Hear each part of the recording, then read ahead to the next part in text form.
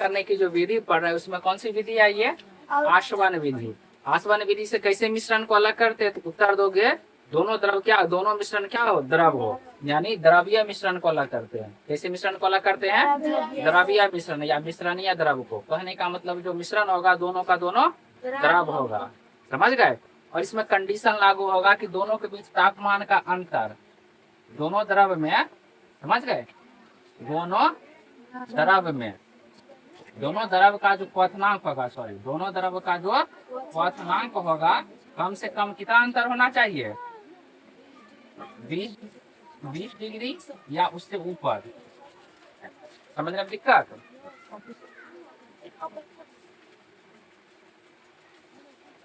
कम से कम 20 या 25, कभी कहीं 20 देता है कहीं 25 देता है, तो 20 और 25 दोनों मान लेते हैं, ठीक है। दोनों के बीच क्या कम से कम 20 या 25 डिग्री का अंतर हो। समझ गए?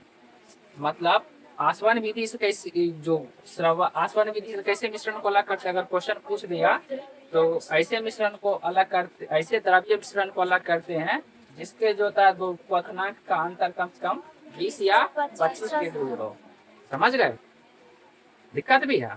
तो ऐसे मिश्रण द्रव को हम आसवन विधि से अलग करते हैं। अलग करने की विधि क्या है? तो सबसे पहले उस मिश्रणीय द्रव को, जो भी मिश्रणीय द्रव है, जिसे हम यहाँ मिश्रणीय द्रव क्या लिए हैं? एल्कोहल और जल लिए हैं। क्या लिए हैं? एल्कोहल और जल। एल्कोहल का क्वथनांक कितना है और जल का क्वथनांक कितना होता है? 100 डिग्री। मतलब दोनों के बीच जो होता है 35 डिग्री का अंतर है। समझ गए? कम से कम अंतर कितना होना चाहिए? 20 या 25।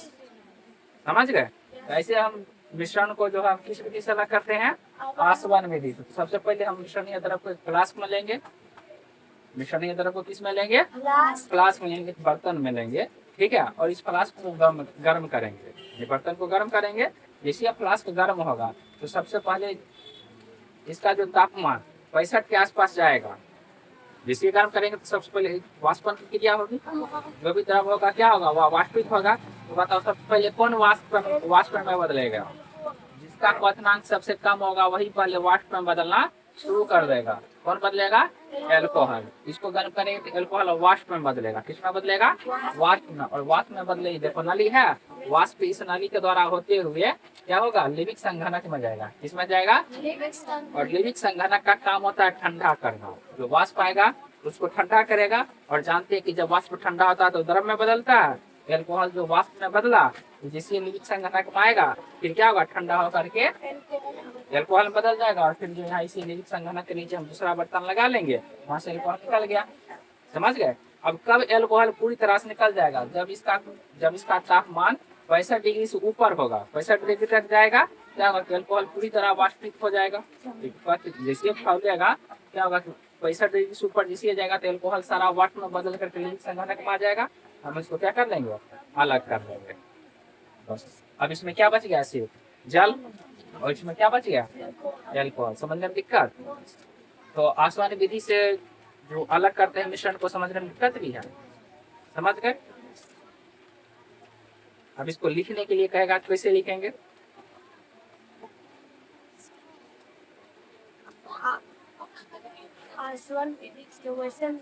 क्वेश्चन लिखो।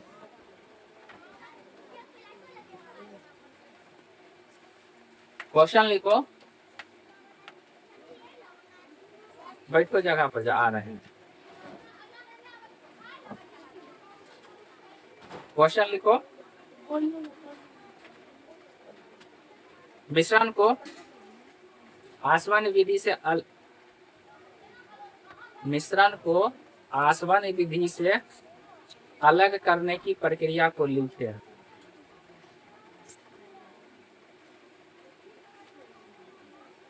मिश्रण को आसवन विधि से अलग करने की प्रक्रिया को लिखें।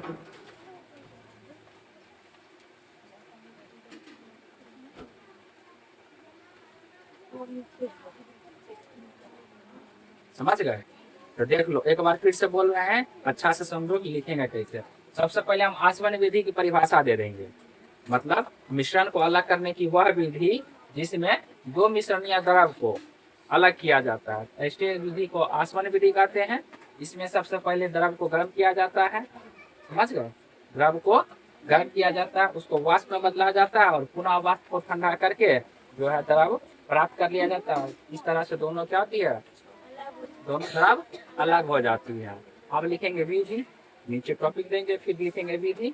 तो सबसे पहले जो आवश्यक सामग्री है वो ले लेते हैं। आवश्यक सामग्री क्या है, फ्लास्क है, स्टैंड है, बर्नर है, तो इसको ताप तो दोगे ना, तो बर्नर रहेगा। फिर उसके बाद एक छोटा सा फ्लास्क रहेगा, लिविंग संघनक रहेगा, नली रहेगा, और इस बर्तन को मुंह बंद करने के लिए पर्ट या ढक्कन लगाओगे, तब नहीं तो इससे गैस निकल के जाएगा, होगा ना।